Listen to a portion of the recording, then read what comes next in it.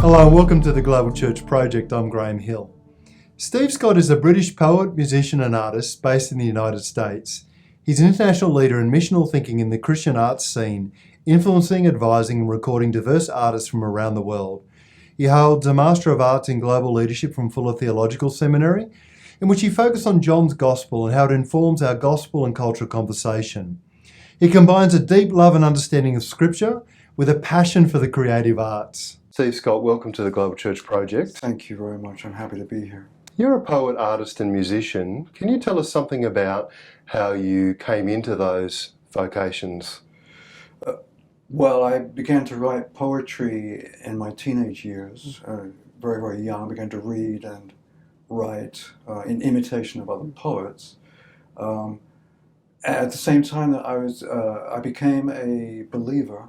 We're talking about like the late 1960s. And I left high school at that time and enrolled in art school. I'd been encouraged in the arts in my family, by my mother and my father. And so I wanted to pursue that as a sense of, something to do. And I was a new believer. So I was just in the very beginning stages of attempting to work out my Christianity in relation to the arts that I wanted to practice. And I always played guitar and began to write songs as well. But the big thing for me was, we're talking about England, London, late 1960s, a conversion to the Christian faith. Initially, there wasn't much to bounce off in attempting to come to an understanding of how the arts integrated, how I could integrate the arts into my growing faith. And the other thing is that I began at art school in 1967, which is when the alternative counterculture began in England and America and all over. So as a Christian with friends and exposure to that counterculture, I was trying to think my way into that conversation as a very young believer, intermittently trying to make sense of his faith. And then I left art school in the mid-1970s, was when the punk rock phenomenon was going on. So my art school experience and my formative Christian years were bookended by those two cultural watersheds. In the late 60s and the early 1970s, I began to get exposure to other like-minded people, artists of faith, and the writings of Hans Rockmacher and Francis Schaeffer, and the Art Centre Group in London, headed up by Nigel Goodwin. All those things were very, very helpful and formative for me in shaping a sense of the direction I was heading in. So it wasn't like I felt called into those art forms. I just found myself in practice becoming a believer and then attempting to work out a worldview in relation to my growing practice and my growing faith. One of the major projects you're involved in was called Crossing the Boundaries. Can you tell us something about that project? I can. That was in the mid-1990s. I was a fairly regular speaker at a festival in America called Cornerstone, where they had an arts track as well as rock concerts and lots of different events, teaching, rock concerts, and an arts and an imagination track in which people did seminars and things like that. I'd go out and I would do seminars on the arts and faith, because by that point I began to develop a perspective. I'd come to America in the late 1970s as a result of the music, but then found myself pitched into a much larger conversation about the arts and faith, both in terms of the music, but also in terms of working with a local church in Northern California. I joined staff there and worked with them for 30 years as we walked together in our learning about art, faith, and discipleship, and mistakes and learnings and processes and things like that. So by the time I got out to places like Cornerstone, I had some ideas worked out and I was sharing them in seminar format, but I was also dialoguing with other artists. And Galen Stewart is a painter who at that point was, I think, in Ohio. He and I began to talk about doing a collaborative project together, which would feature his paintings and collages and my poetry and the music that I was creating at the time, which consisted of sound loops. And we wanted to do a project about natural systems. And so we wanted to do something that involved references to nature, breaking down natural systems, cultural systems, the overlap of the two. So I would go out and I would make recordings of birdsong, which I would then manipulate in a recording studio and then add more synthesizer patterns and loops underneath that. I would write poetry about natural systems in collapse or disappearing or being threatened by our behavior. But I would source a lot of the language and the metaphors for those poems out of ornithological texts and botanical texts and things like that. And I would send photocopies at the time, there were photocopies of these things to Galen, who would then integrate text into his paintings. And then we came together in a number of exhibitions that were throughout the US, where he would install his paintings, and we would set up CD players throughout, where there would be CDs of the poems and the music playing, but 7 CD players set to random play, so they were all playing different tracks. And so you have this surround sound environment of spoken word, synthesizer loops, and birdsong, and Galen's paintings. And as you move through the gallery, of course, the sound balance would shift and change. And the gallery experience itself became the statement, as well as the individual paintings, the CD of the work, things that I published about the work and its working processes. And then slideshows or PowerPoint shows I would then later on take to different places in America, Europe, Beijing, and talk about the project in the past tense, but extend it for the purposes of discussion through the PowerPoint presentation. So it was very systemic and very open-ended in the way that it worked, somewhat reflective and analogous to the very systems we were talking about. What do you think the role of the creative arts is in the life of the church? Creativity and the arts have a place in the life of the church, but they cannot be something which you bolt on somewhat arbitrarily in order to reinvigorate the church or to prevent the church from hemorrhaging its young people. I think that the church is called into creativity, a recreativity, as it were, looking for creative ways of engaging with the culture around it, expressing the beauty of God in diverse languages and cultural forms, because that diversity is what glorifies God. And I think it's part of the heartbeat of the church. It's not something you add to the church to give the church like fizz and connectivity to the culture or to make the pastor look cool. It's something which is part of the heartbeat and the expression of the church, whether it manifests itself in creative outreach or creative worship, or the church space just opens it up to put good art on the walls that just celebrate the glory of God just by being good art. So it's, in a sense, it's multifaceted and multidimensional, and yet in another sense it's very singular. It's part of the heartbeat of the church. It's part of the heartbeat. The church's expressive and reflective life. It helps the church move deeper into God, and it helps the church express the values and the story of God. So as the church is joining with God in his mission in the world, how do you see the role of the creative arts in the church's expression of God's mission in the world today? The arts are one aspect of how the church expresses its life. And the arts often lead to other forms of expression. I mean, if the arts are part of the whole person, for a church to come in and talk about a redemption, that redemption has to be of the whole person.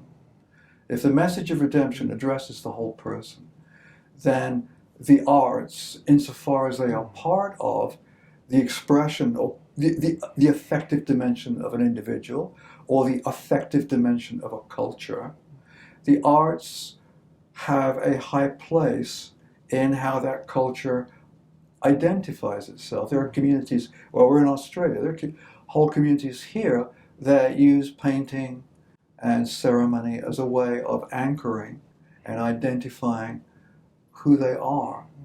And I believe the church is going to be called into an analogous, it may be because we are human and we are human in beings in community, that as a redeemed group of people, we're going to look for ways of expressing the implications and the ramifications of that redemption, whether it's in the communion service, in the stained glass windows, and how we treat one another.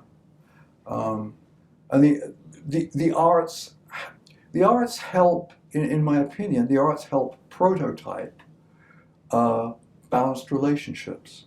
And the example would be, someone like the Victorian art critic John Ruskin wrote a 5-volume series called Modern Painters, and about halfway through the book, they began to talk about pictorial composition and balance as an analog for an optimal social structure. And he was writing in the context of the after effects of the Industrial Revolution and expanding capital, things that were going on in Victorian England. He was making an argument for the moral value of beauty, and that the place of the arts in perhaps prototyping what a balanced social order might look like. So when we have, let's go to the Gospel of John. When you have Mary anointing Jesus' feet in John 12, it's a beautiful gesture. Then you have Jesus washing his disciples' feet in John 13. That's a different kind of beauty. And it's a different kind of engagement with people at a different level. Both acts have their integrity. Both acts have their place in the life of the church. There may be an organic relationship between the two acts. So that's the value of the arts, is that it prototypes right relationships in something we can all understand: color, line, weight, melody, and things like that. And we work from those things out to a social value that is reflective of what we've all experienced in a form of cultural expression. Then that's the place and the value of the arts. But if you grab the arts and say, okay, you're going to do the job of evangelizing right now, or our through line with this project is this or that, then it becomes something less of what it was intended to be. It has its own intrinsic value under God, and it plays a role in God's story for that church. Does that make sense? You mentioned the Gospel of John quite a lot in your speaking and writing. Sure. What is it about the Gospel of John that resonates with you, and how do you find that it connects with your vision for the arts? Our shared experience of the arts, as you and me, and the people outside this room, is that we have grown up with either 4 responses. These are not, I didn't make these up, these were generated in Andy Crouch's book, The Culture Makers. He said, you avoid the arts because they're of the world. 2, you start to analyze the arts like a Schaeffer, a Rookmacher, or a Calvin Searle. But the analysis doesn't necessarily lead through to good product. It might lead through to good thinking, but it doesn't lead through to good practice. 3, you create a parallel culture, a subculture, and for that you have your Christian music, your Christian festivals, your people outside the bubble see that as being, somewhat past sell-by, derivative, not as good as the real thing.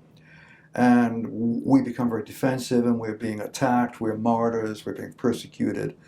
You don't have the Holy Spirit, which is why you don't understand what we're doing, that sort of thing. And 4th, you have a more recent generation that says, avoidance is legalism, analysis is too left brain, the Christian subculture is absolutely lame. Why don't we just take on board just about everything? And they just go out and they just consume without discernment or discretion. There's a better way, according to Andy Crouch and others.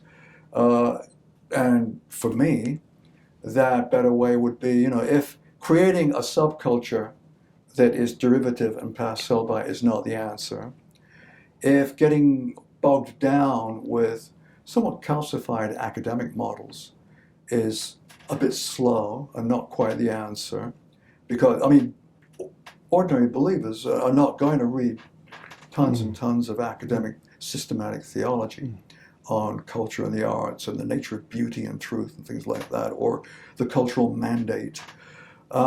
Finding something which we're all familiar with, which is the Gospel of John, that we read devotionally, maybe weekly, maybe daily, we hear it preached on. It's been used apologetically to defend Christian truths.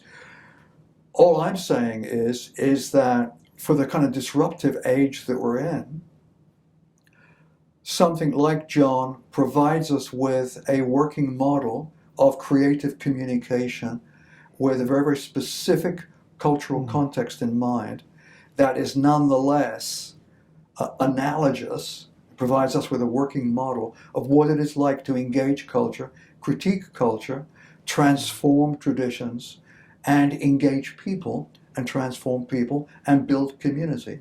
So that John, for me, cuts right through and provides more than enough academic information, but lots and lots of practical application straight away, plus a working model of what it looks like. Can you give us some examples of churches or groups that are doing some creative and worthwhile things with the creative arts? I know the church where I worked for 30 years, they, Warehouse Christian Ministries in Sacramento, California, under the pastorate of Louis Neely and his wife Mary Neely, they had a vision for cultural engagement in the arts when I met them in the late 1970s.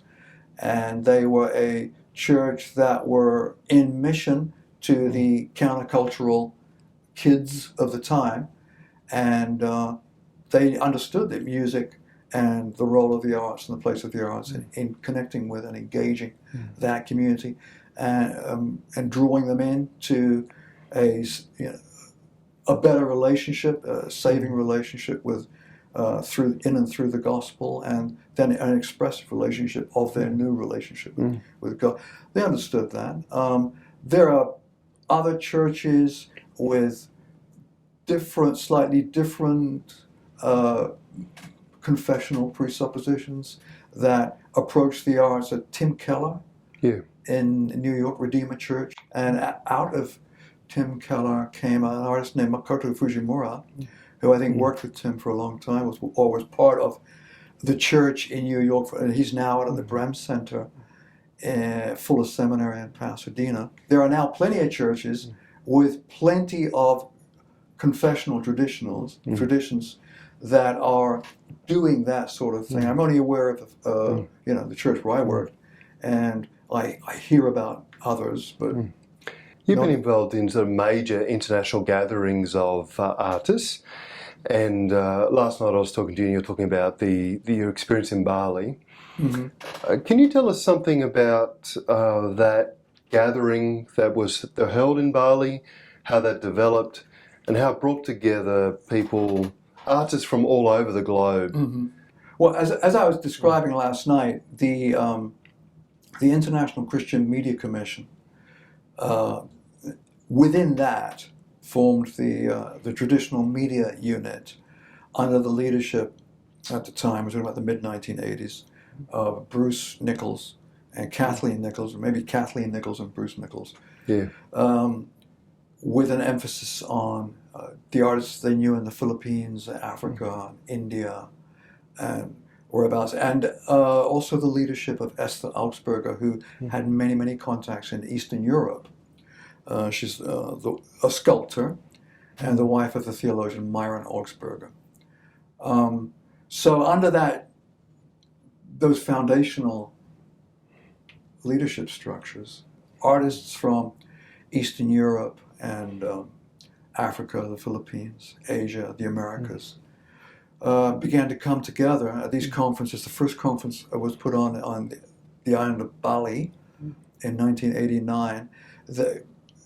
Kathleen herself had published a couple of books on the redeeming and the use of the arts in cultures, in the Indian culture, Asian culture, I think she understood that the arts had tremendous potential in those places, because in those cultures, art and life are interwoven in ways not immediately, you might not immediately sense in an institutional gallery Western. She was aware of a much more vibrant, nuanced relationship between life and the arts in places like Thailand, Bali, Africa, and India, and she wanted to draw together artists. They wanted to draw together artists to come together, worship, to reflect, to share ideas, and to experience local culture and see examples of local Christian expression of the culture. So for me, my first experience was going to Bali in 1989 to go to the first conference. Then 1994, the second conference, and they did one in 1999 in Eastern Europe. I was at that, and then in Thailand. Also along this time, a man called Colin Harbinson, who I met out at Cornerstone in the early 1990s, was being invited to organize an arts event in St. Petersburg, Russia in 1992. I went to that. International Arts Festival. So this was Colin Harbinson, who had a theater background, who was involved with Youth with a Mission. And he began to put together these arts events in Russia, the People's Republic of China, in 1999. And he built, or they're built around his effort and the people he was working with, this whole other conversation that was coming up. So we had the traditional media unit conversation that I was in and part of, and then Colin was asking me and others to get involved in this other thing, these transformational conversations involving the arts and local cultural engagement. So much so that Colin was, along with a couple of others, but he headed up the Arts Concern Group at the Lausanne Conference in Pattaya, Thailand in 2004. And as a newly minted leader of the TMU, now become CANA, under my leadership, I got to go participate in that. And the Lausanne Conference, they published a position paper on the place of the arts in the life and the mission of the church, under the Lausanne umbrella. So the relationships I developed with Colin and the people that were around Colin, and the relationships that I developed through the TMU, become CANA, sometimes overlapped. And then, of course, as media, communications media, and networking opportunities blossomed and changed, and the world got a lot more connected. So a lot more overlap going on between artists of faith who are participants in different groups. As I say, these things have grown over the last 20 years. It's been so. It's worth noting, and you are aware of this, I'm sure, is that when God starts to do something, it's never like a Lone Ranger thing. Is that a certain stirring starts to occur in different parts, and people start to have similar, resonating visions, as it were, and they start to draw together and start to overlap and learn from each other and enrich one another in what they're doing. And people came together from all over the globe. So what did that do to the vision for the creative arts and the way in which those creative arts were explored? What it's meant to do, what I hope it does, is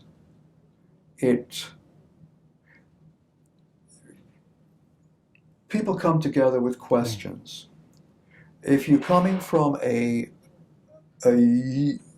I'm speaking very stereotypically, and in my opinion, if you're coming from one kind of church background, you're coming from a place where you've been told that the arts are very much of a second order, and that your priorities should be evangelism and becoming a missionary or getting involved in some sort of work where you can express your beliefs or live out your beliefs in a very linear, propositional, say, kind of way. And the arts may ornament or illustrate or prop up what is essentially a a very linear kind of message. So some people come out of a very legalistic, as it were, background into an understanding of the life of the arts in the life of the church, which may be richer and fuller than they've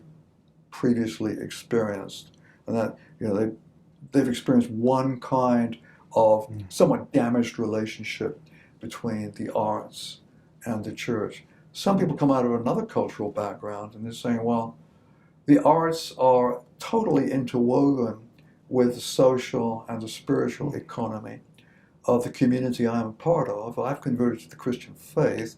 Do I break all ties with the art form? How do I replant or reroute the art form in ways that are honoring and to my newfound faith, or to my faith, as I think this through theologically. So there's that. So there's two sets of questions. And I think it's great when you get groups of people coming together with different sets of questions that have been handed to them either by their church subculture or by society, the particular social structure that they're coming out of. What is less great is when the people coming out of one set of problems insist that they become everybody's problems. Yeah. You say, have you read Hans Ruckmark? Have you done this? Someone from a Balinese background, or they may benefit a little bit from reading a Dutch Reformed. Maybe, I don't know, but the thing is, they've got issues of their own to address. And of course, my proposition would be, well, the Gospel of John gets you right into the game of how to work up organically into a creative expression within your cultural setting that both redeems and critiques, engages the culture that you're a part of. The Gospel of John provides a working analog for a working model of how to go about doing that. So the global conversation is very good insofar as you get a diversity of perspectives. And we would understand that this diversity is part and parcel of what the healthy church is meant to be about. So it's very good when you get all the questions together and you start to say, well, let's try and think this one through together. And learn from one another. I mean, when Paul writes to the Ephesians, he talks about learning about the depths of God and the height of God, the breadth of God's love, together with all the saints. So there's a community process to the learning that we all undergo.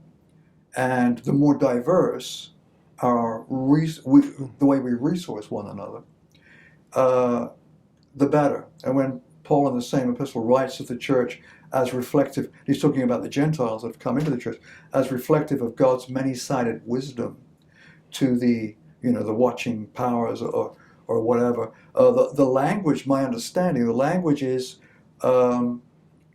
refers back to the notion of a jewel with many faces and or a flower bed with a variety of flowers.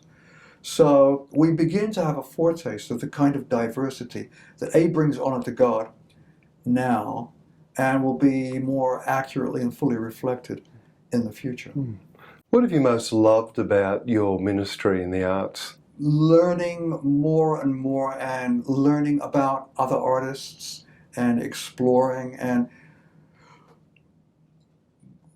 like the conversation we had last night is like looking back and suddenly going, oh goodness me, it all makes sense.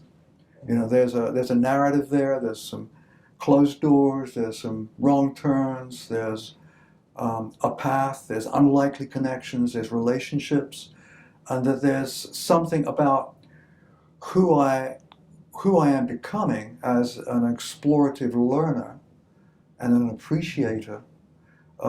All that was formed in me by the experiences I've undergone.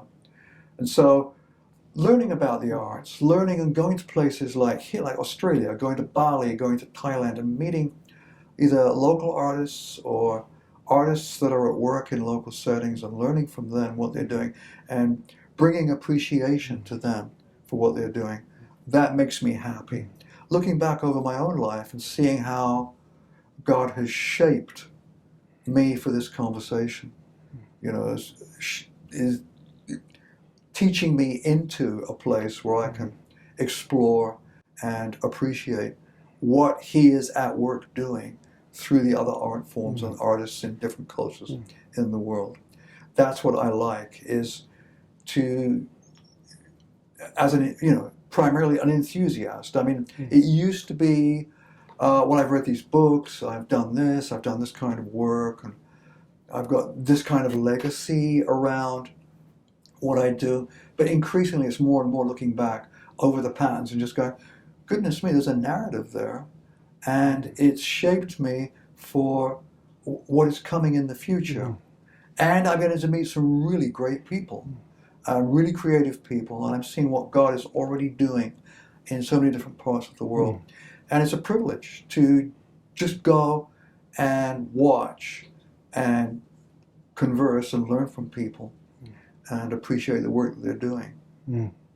How do you think that churches, colleges, other Christian organisations can honour and affirm the creative arts and also the creative artists in their midst? If a college or an organisation or a church, if they say, we believe the arts are integral to the life of the church, or if it's an academic environment that says, we believe that the arts are, exposure to the arts are integral to the formation of the believer and or the shaping of your sense of vocation, then what does it take to make that possible? Are you in fact going to create an environment, find the resources, and put an artist in the midst of your students for a term or for a year or 2 years, simply to be an artist for the students and the faculty to engage with, and give the artist, some sense of accountability in relation to the academic institution. Here, make art, but also be available to the questions that people may want to ask about what you're doing. That, I would think, providing fellowships to artists, studio space to artists, residencies to artists, with the understanding that it's a two-way street, and finding the resources to do that, and making it clear, but not too clear, because people need things to wrestle with, to the students that are incoming, that this is part of your education. This is part of how we believe you will be shaped towards what it is you feel you're being called to do. And what would your guidance be for pastors and leaders of churches? Pray for artists in your midst. Pray for the artists that are already part of your congregation. Pray that you can shape them and help them to feel included and disciple them well. Don't just see them as a resource, someone to make the pastor look good or make the church look groovy. Provide them with a place in the organic life of the church. Listen to them when they have problems. Don't disparage or criticize them or the arts. Ask them questions. Help them to feel like they're part of the life of the church. I think that would be it. If you wanted to sum it up and make it very succinct, is understand and appreciate that the arts are part of the organic life of the church, even if all we're talking about at the beginning is the Eucharist, or the arrangement of flowers, or how the walls are painted and things like that. Where it goes from there is where it goes from there. But the artists or people that say they're interested in the arts, help them to understand that there is a place for them in the church, in the life of the church, that they are integral to the life of the church, and that there is both liberty and boundaries to that life, the life that they're called to share in. Steve Scott, thank you for joining us for the Global Church Project. Thank you very, very much for having me. The Global Church Project is located at www.theglobalchurchproject.com. On our website you'll find a wide range of interviews and resources for colleges, universities and churches. I look forward to your company next time. From me, goodbye.